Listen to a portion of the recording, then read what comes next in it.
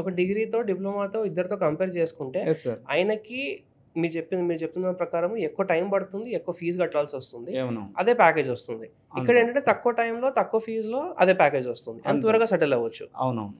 So, ఓవరాల్‌గా ఒకవేళ మనము ఈ హాస్పిటాలిటీ ఇండస్ట్రీని చూసుకుంటే ఇంతవరకు ఎలా ఉండింది? ఇక్కడ నుంచి నెక్స్ట్ 10, 15 ఇయర్స్‌లో ఎలా ఉంటుంది? బావుంటుందా కెరీర్ ఇందులో మనం స్టార్ట్ చేసుకుంటే? యాక్చువల్లీ హోటల్ మేనేజ్మెంట్ అనేది ఫర్ ఎగ్జాంపుల్ ఒక 10 ఇయర్స్ బిలో గినక చూసుకుంటే హోటల్ మేనేజ్మెంట్ కోర్స్ అనేది ఎవరికీ తెలియదు. హ్మ్.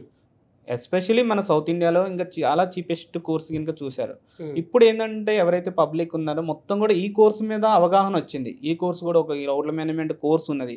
ఈ కోర్స్ కూడా చేస్తే మంచి ఫ్యూచర్ ఉంటది. హోటల్ మేనేజ్మెంట్ చేస్తే ఓన్లీ హోటల్‌లోనే జాబ్ చేయాలని ఎక్కడా లేదు. ఓకే. ఫర్ ఎగ్జాంపుల్ హోటల్స్‌లో డిఫరెంట్ టైప్స్ ఆఫ్ హోటల్స్ ఉంటాయి. 3 స్టార్, 4 స్టార్, 5 స్టార్ హోటల్స్ హ్మ్. ఉంటాయి. అందులో లోకల్ ఉంటాయి, ఇంటర్నేషనల్ హోటల్స్ ఉంటాయి. అబ్రాడ్ ఓహ్! కూడా ఎళ్లి జాయిన్ కావచ్చు. ఎయిర్‌లైన్ జాబ్స్ ఉంటాయి. హ్మ్. క్రూజ్ లైన్ జాబ్స్ ఉంటాయి. అలా కాకుండా మనకి ఇప్పుడు ఎయిర్‌పోర్ట్‌లో ఇంటర్నేషనల్ ఎయిర్‌పోర్ట్స్ ఉంటాయి. క్యాబిన్ క్రూగా అలాంటిట్లో హ్మ్. నెంబర్ ఆఫ్ సాఫ్ట్‌వేర్ కంపెనీస్ ఉంటాయి. డిఫరెంట్ టైప్స్ ఆఫ్ ఇండస్ట్రీస్‌కి వెళ్ళిపోయి జాబ్ చేసుకోవచ్చు. హోటల్ మేనేజ్మెంట్ చదివి ఓన్లీ హోటల్‌లోనే జాబ్ చేయాల్సిన అవసరం లేదు. మా హ్మ్. స్టూడెంట్స్ ఉన్నారు. మరి ఫర్ ఎగ్జాంపుల్ క్రూజ్ లైన్స్‌లో జాబ్ చేస్తున్నారు. అంటే ఏందంటే different types of categories wise candidate job deviation ఉంటది. వాళ్ళకి నచ్చిన జాబ్ వెళ్ళొచ్చు. హ్మ్. మోస్ట్‌లీ హోటల్ ఇండస్ట్రీకి వెళ్తారు. కాకపోతే ఇన్ కేస్ ఫీల్డ్ నచ్చకపోతే మనకి అదర్ చాయిసెస్ కూడా ఉన్నాయి.